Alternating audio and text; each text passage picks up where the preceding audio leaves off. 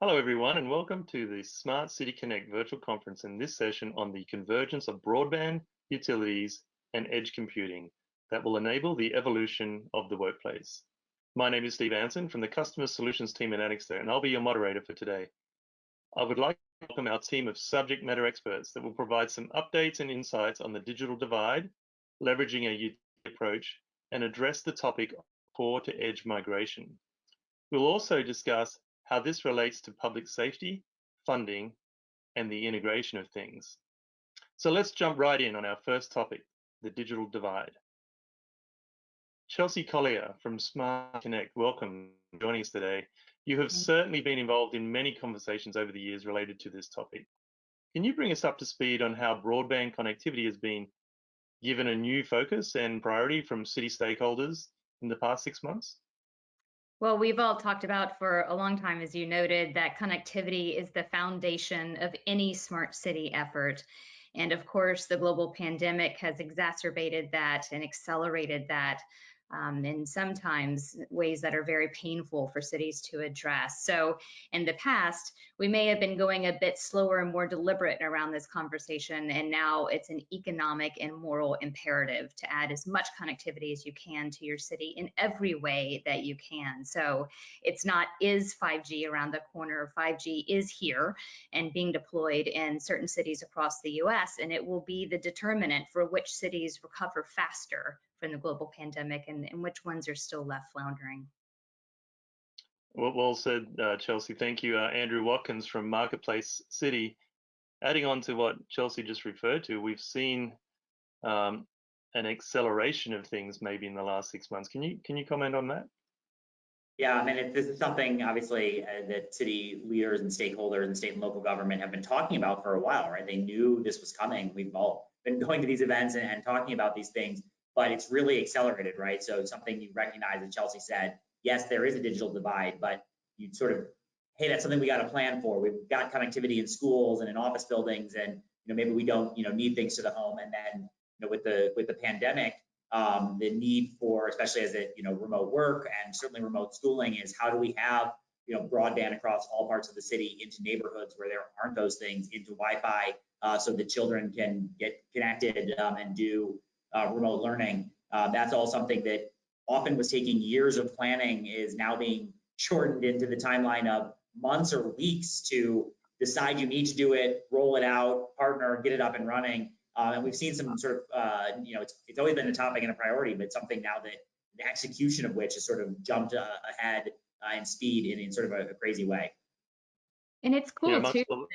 Could add something real quick, Steve, that the networks have really held up, and when with this accelerated timeline, there's less opportunity for finger pointing and more of a chance for people just to roll up sleeves and get busy and find a solution. So there are some silver linings in this really challenging time. Yeah, absolutely. There's some positives coming out of that. Andrew Jimenez, thanks also for joining us today as the VP of Technology at Anixter. My question to you is, getting 5X, whatever the X may be, or a broadband infrastructure in place can be quite an ominous task. What are some practical ways Anixter and its partners are deploying these types of solutions? Well, I think Andrew and Chelsea had pointed out some of the issues that are out there related to broadband services, really in light of COVID-19. It's really a place of strain on the resources on the network. So anecdotally, I've seen service providers requiring more bandwidth to support some of the services. There's examples in the UK, for instance, where Netflix actually had to throttle their bandwidth because there wasn't enough capacity on the network to deliver to the homes because everybody was at home due to the pandemic. So in terms of delivering services, it's really outlined in this deployment plan. You really need to get an assessment of what is required from a broadband perspective to your end users and develop a plan to deliver that broadband service in an efficient way. So it takes a lot of planning, takes a lot of collaboration between both the public and private sector, but also partnering with the right manufacturers to deliver the right solutions. So in terms of the technology master plan, that's what we at Anixter have done. We've collaborated with best in breed suppliers in the industry to deliver the right solutions, to deliver the right broadband services to the end user community. But we also have the ability to deliver these solutions at scale. So using supply chain and efficient ways to deliver your products to the job site is also needed because you need to deliver this type of requirement and these solutions at scale. Thanks, Andy. Quite a simple framework there for a complex problem. And probably this is a great lead into the topic of utilities and adopting a utility approach. So Tom Shircliffe, the co-founder of Intelligent Buildings, thanks for joining us today. Can you kindly walk us through how a utility approach will help solve problems like the digital divide? Well, yeah, it's a little bit, you talked about a simple framework. There is a simple analogy here because for a century, we've had a framework around utilities of gas, water, and electricity, where they're generated and distributed through a municipal infrastructure. And then each building has to have an infrastructure inside of it, right? So if data is that fourth utility, it's the same sort of thing. We all know about the internet, and even that connects to the old framework of the smart grid. And then inside of our buildings, we need that fourth utility infrastructure, and it's not pipes anymore, at least for this piece. It is more like wires and fiber optics and copper and these kind of things. So it's a really analogous to the utilities that we know to say that we now have this fourth utility of data. So Andy, let's get into some of those pipes and those building blocks. If we peel back the onion to what Tom is saying, there's quite a lot here to make that happen. Can you break down how you're tackling these kinds of utility infrastructure projects? It's really about defining the technology stack. So it really starts with the network infrastructure layer. So you have copper, fiber, wireless solutions that you can deploy, but really having that robust infrastructure in place to deliver the data services that Tom had referred to. So once you have that in place, you can now start doing some things, layering in all these other technologies like video surveillance, access control, professional AV and lighting, and really tying in different outcomes to your application. So the use cases that we're developing right now as part of our technology stack are really centered around health and safety. We're looking at the energy optimization and also space utilization.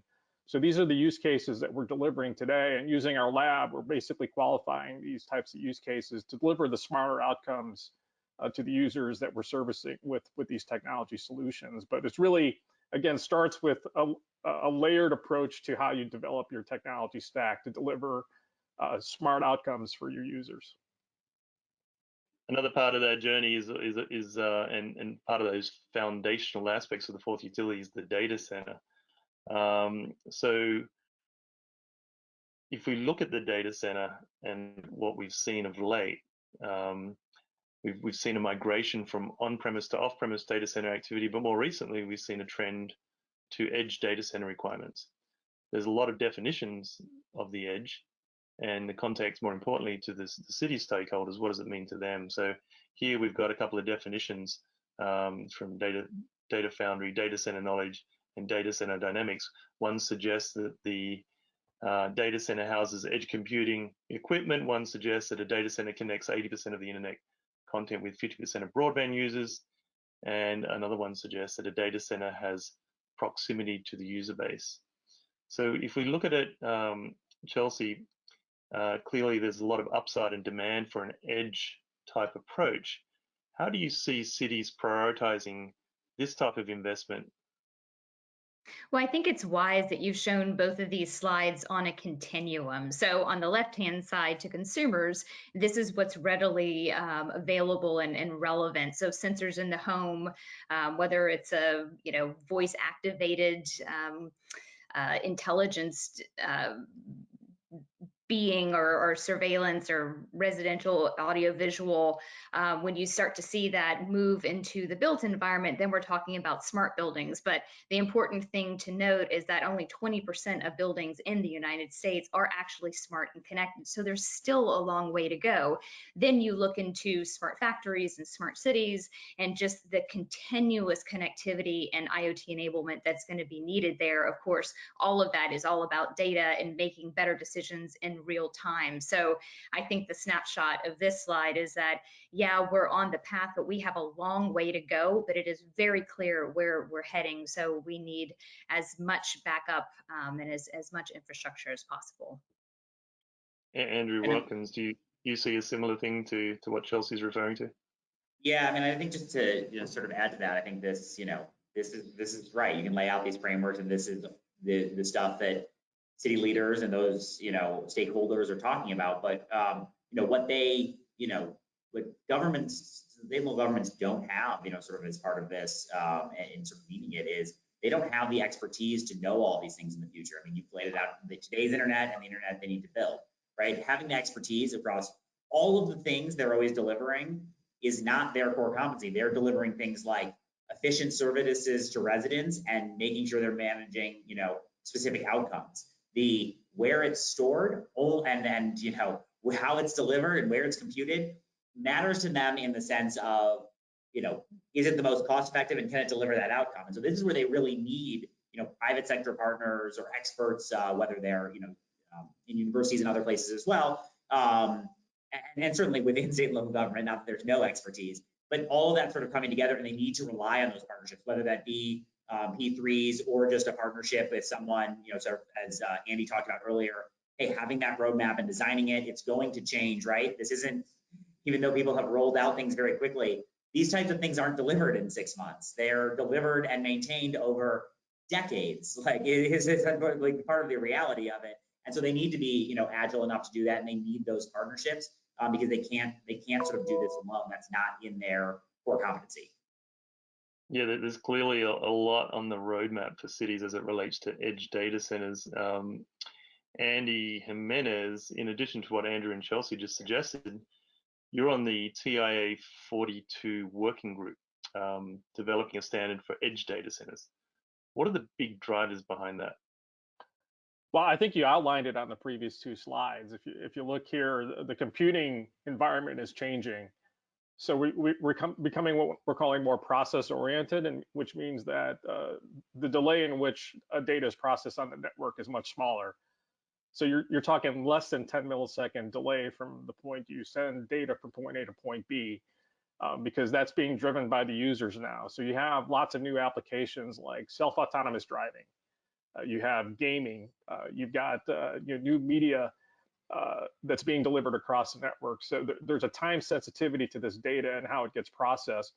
And really, from a core perspective, you can do it at the core, but a lot of the processing now has to happen at the edge. So what that does to the computing environment, it just makes it more distributed. So as you become more distributed, you not only you no longer have like a large core data center, but you have multiple data centers that are distributed across your environment. So in terms of the challenges of the built data center, the things that we're trying to do within the TIA standards is first define what an edge data center is, because there's a lot of connotations behind it. But also, what are the technical objectives and requirements for those edge data centers? Because in this distributed environment, you need scale, you need standardization, and you need the ability to basically process information at a much faster speed than we have done in the past. So, being able to deliver these services and build these environments becomes much more challenging. So having this document in place will at least provide some guidance for service providers, end users, communities to use to build some of these facilities as the processing requirements of data change. Thanks, Andy. And I think we've said in the past that an edge data center is not a product or a thing; it's a deployment strategy. So we'd be glad to have conversations with you around how you're deploying edge in your city or your community. Let's pivot now, and we cannot have a webinar today without addressing public health. Chelsea, we read recently that Deloitte suggested it's all about people. And in today's world, the primary concern of people is safety. What has changed in the past 4 to 6 months when it comes to city prioritization of public safety? Yeah, public safety is the real-time use case for smart cities. And when you think about pre-pandemic, a lot of the different transportation sectors, which you're showcasing here in the images, were all very disconnected, and everyone kind of did this from a consumer just in terms of getting from A to B. But now there are so many new factors that we have to take into consideration: social distancing, how many people are gathering, is there COVID activity within certain spots within the city, what is our ability to safely get from point A to point B in the environment of a pandemic, and in order to make the smartest decisions that we can as consumers, much less all of the city leaders and transportation leaders and even private sector leaders who are trying to navigate this for resident citizens and their workforce. You have to have data in real time, and all the connected technology that enables that is the inner workings of a smart city. So it's almost like we've seen the smart city and its potential come to light in almost real time, but the thing that is enabling our decisions is the data that we need to pull into that and have access to. So all of the challenges are right here in front of us. Yeah, interesting. As it relates to the acceleration there, like we saw with the digital divide, Andrew Watkins, lots of toggling strategies going on now between government and business to deal with the pandemic. What evidence have you seen specifically with the government sector to adapt their buildings, their facilities and infrastructure to be more flexible, to maybe cater for the changing needs of their community? Yeah, I mean, just as a digital transformation is going on in your operations, this has really been sort of the forcing mechanism, right, to make it a digital transformation of your facilities and operations together, right? So, not just, hey, we're all happy that people are using less paper and so we're workflowing stuff around the office, but now how do we do, you have the picture right there, a public meeting in an online way. Yeah, where cities already streaming them on YouTube or Facebook or through their website, sure, but now there's much more, how do we actually engage in people, because that's not the handful of people who are trying to join because they couldn't make it to City Hall tonight. Everyone is, because they're not allowing people to come in person. I think there's sort of the second sort of wave of that too, of digital services, right? You may have been able to apply for a permit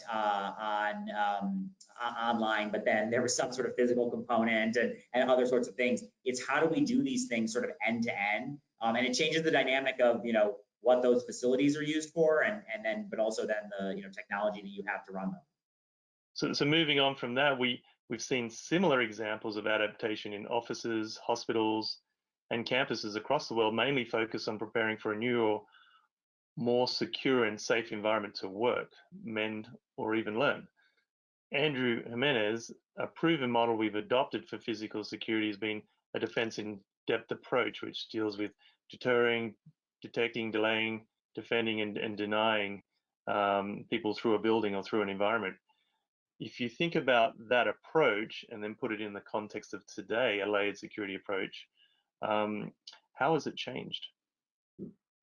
Well, it's changed. I think if you look at the original defense in depth approach, it was really developed by the NSA, the National Security Agency, as really a cybersecurity strategy. All we've done here as an industry from a physical security perspective is apply it to the built environment.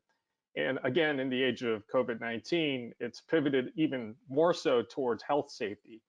So where before we were more concerned with the physical public safety of the citizens, now we're kind of pivoting more towards the health safety use cases that are out there. So applying the defense in depth approach, the layered approach that we just talked about, to detect at the perimeter, there's lots of different solutions that you can apply at the perimeter of a building or a campus, things like geofencing and video surveillance.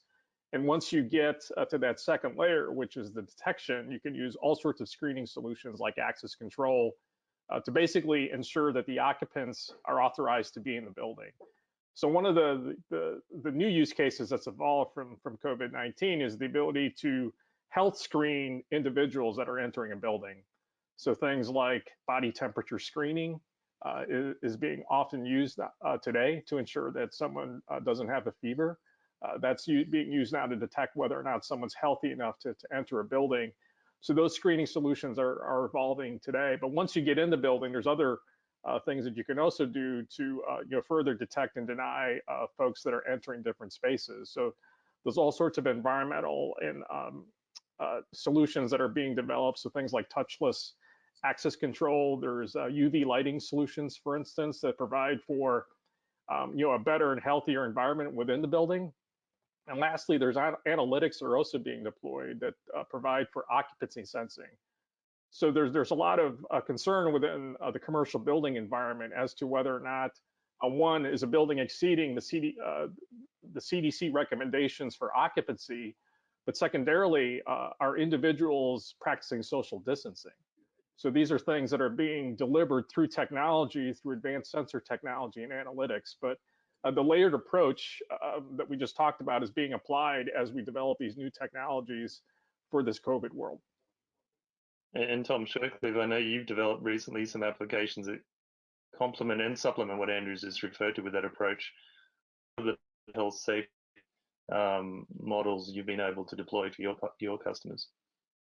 Yeah, I mean, it's really a good point. We talked about a building's, people's health and public health and safety, and the building systems that are in there can play a huge role in that, right? We did talk about temperature scanners, but you can use existing systems like access control and automated elevators and sensors and digital signage and a lot of the things that you have in there to create public health use cases. I mean, you can automate social distancing, you can automate touchless. There's a lot of power in those buildings if you just simply connect and converge and point them at the priority. The priority has been in the past things, and rightly so, energy efficiency and sustainability and occupant experience, and those things keep going. But now we want to add public health to the mix here and leverage those systems for that purpose too. So another point here, Tom, and on number 6, Andy referred to as we look at leveraging the insights and cybersecurity becomes a topic, and we dive a little bit further into the building. Threats come in all shapes and sizes.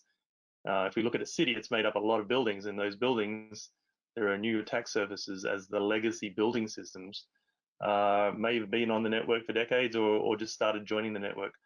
Why has this become a new threat, and what's being done to mitigate these types of concerns? Well, I would say it's a more pronounced threat recently as opposed to new, and because these building systems that you see here and more since the 1980s have been digital. Okay, so what does that mean? That just means they run on computers and they can connect to the internet. So we have millions of these systems in our buildings that like Andy and I were just talking, you can point them at things that can do good, but maybe we should practice the Hippocratic Oath and first do no harm. We've got these internet connected systems here that we need to give some cybersecurity attention to, right? They're usually not part of a traditional IT cybersecurity approach yet. They run on computers and are internet connectable, and they can certainly affect your safety and security and productivity if they are disabled through either hackers, ransomware, or even just basic mismanagement of digital systems. Yeah, so if it's not one thing, it's another in terms of those threats. The past 6 months not only have been presenting the theme of public safety, but the money side's really come up here, and the pressures on working capital, cash flow, investment priorities for both public and private institutions. So Chelsea, firstly, maybe what have you seen related to how the priorities have changed for investments? Well, I really like the 2 C's that Tom was just mentioning, connect and converge, and I'll add another one on there, collaborate. And normally when we're talking about collaboration, we're talking about public and private sector, but I think it's really relevant when we're talking about investment priorities, because just as we're starting to see all sorts of new players in the smart city infrastructure space, we're also starting to see new players in the investment of building that infrastructure. So, where traditionally it would have been government grants and then maybe some very specific private sector investments, now we're not just seeing that, but also foundations and philanthropies and all sorts of different nonprofits and different grants coming from other governmental layers, venture capital, even folks who are interested in spurring more startup and entrepreneurial activity. So I think as the world is opening up, trying to figure out how do we better better connect and better enable the built environment in our communities, everyone now has a seat at the table. So we have to figure out how to do that collaboration layer and invite that investment. Andrew Watkins, organizations are getting quite creative in securing funding for infrastructure projects. Any examples you can share with us? Yeah, so I mean, I think there's a bunch of, right, and so they sort of hit on new funding models. Some of those are just sources. There are now, grants and interest at the federal government level or at, some of the philanthropic level to fund things that they otherwise weren't. But I think two big things we're sort of seeing, right, or three big things, I guess, that again, have been talked about a lot over the last few years, but the forcing mechanism of needing to do them. One is sort of the, it's sort of an inadequate way to say it, but sort of the asset swap, right? So Wi-Fi networks getting deployed quickly so that people can use them in schools. The companies are bringing to the table, I'm going to deploy this at no or low charge or with some philanthropic funding to support it.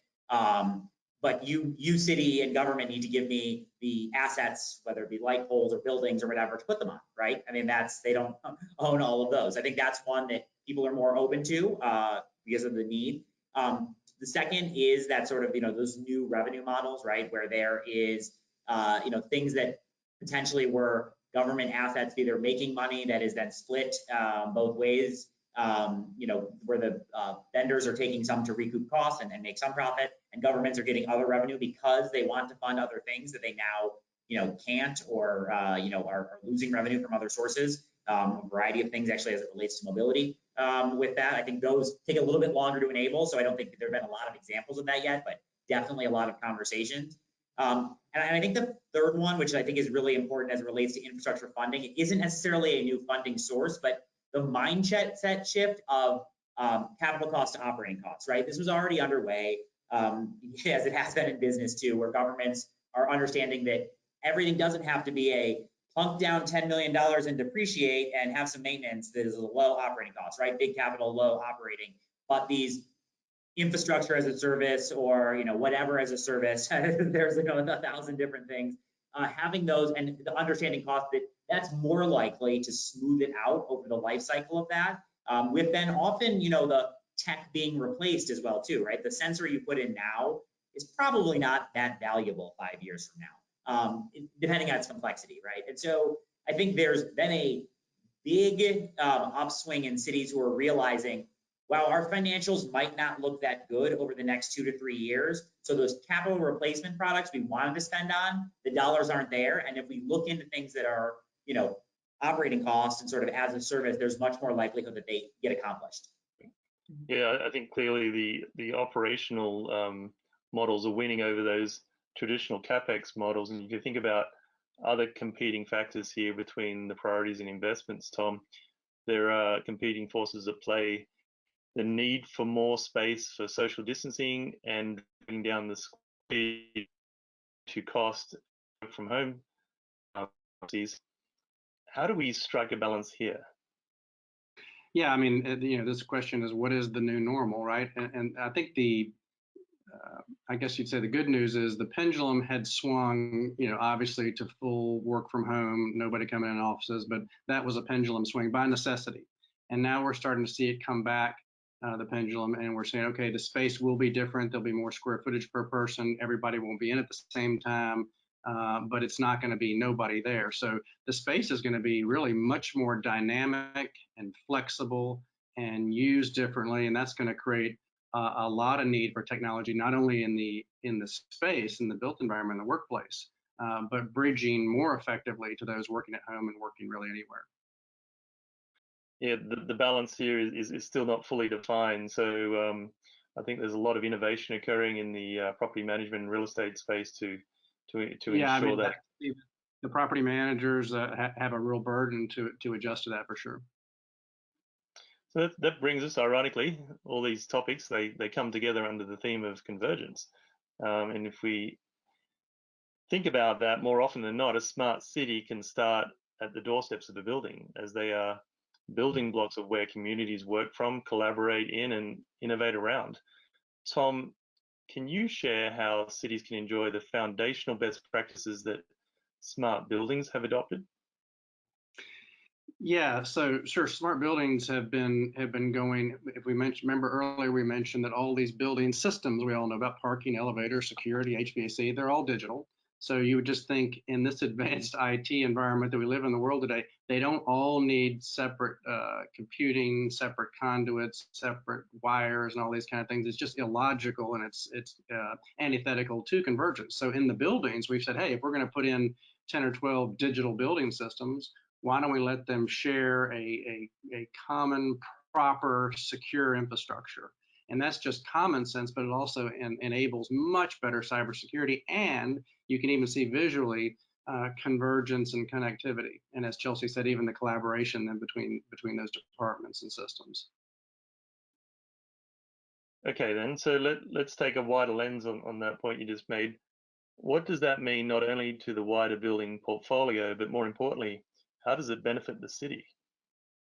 Well, it's a great point, but to be clear to our real estate friends, the things we described on the previous slide and you see in those buildings are what you should do for your own building's self-interest. Now, the great part about your question is those are the exact same things we need to do to connect to a smart city, right? So we did it for good financial reasons and operational integrity reasons and risk reasons and productivity reasons. And now if we start doing that in these buildings, they're easily able to, and I mean easily able to connect to cities for multiple use cases. You can see down there, traffic or public safety, public transportation. I mean, what would you do if you're at your desk and you knew a bus was coming in 5 minutes right out in front of your building?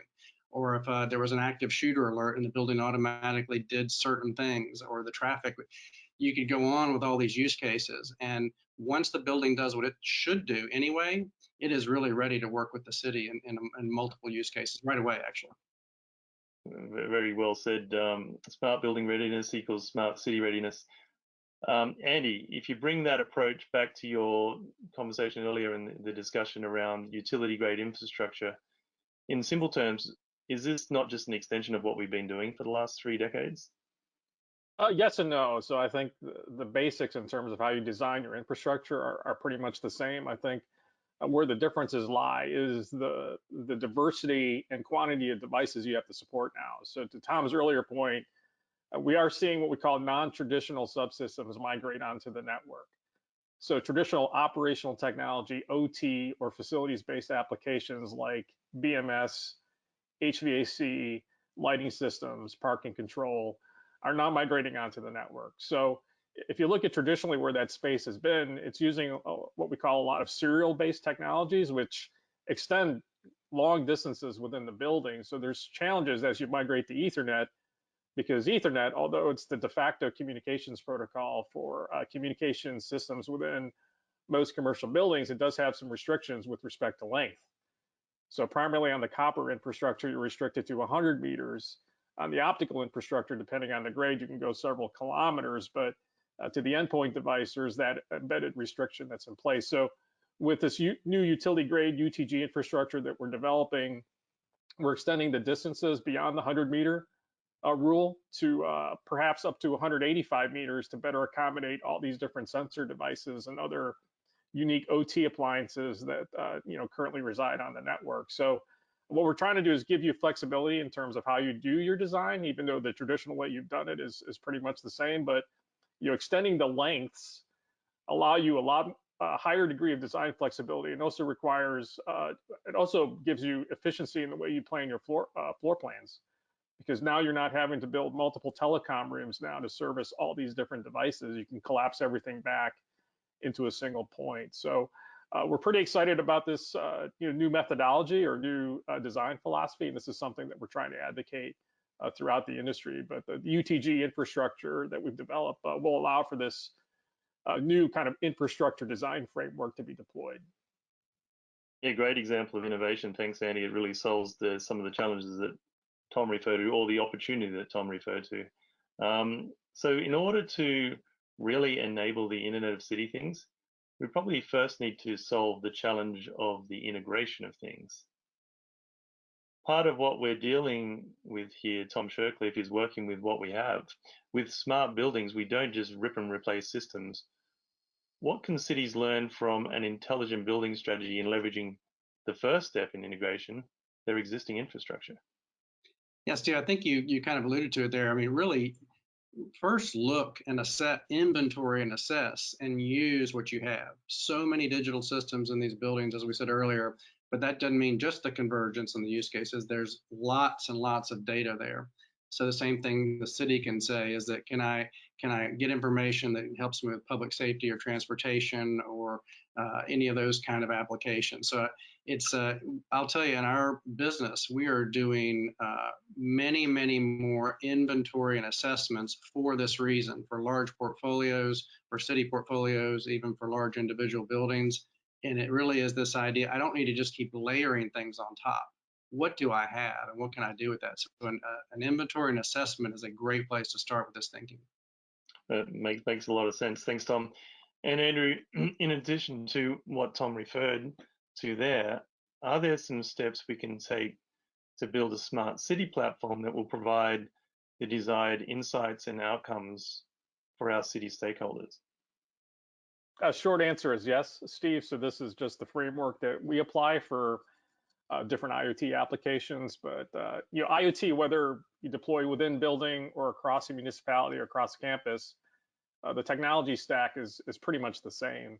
So it's still a people-centered approach. You have stakeholders that require different insights and outcomes to be delivered.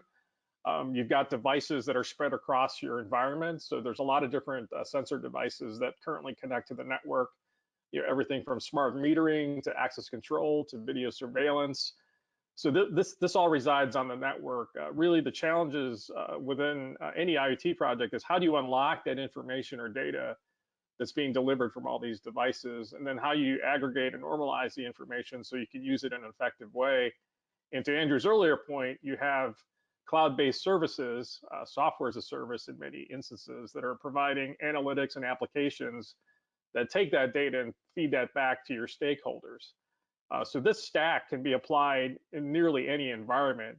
It's easier said than done in many instances because the execution can be difficult, but certainly the framework is the same.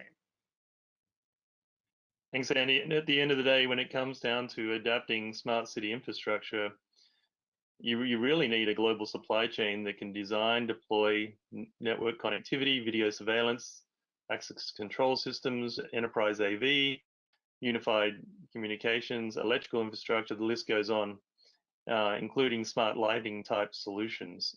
And there's a lot we've covered today. We've jammed a lot in, and there's a lot of support available with the team of subject matter experts that we have assembled for you. So feel free to reach out to any of our panelists today.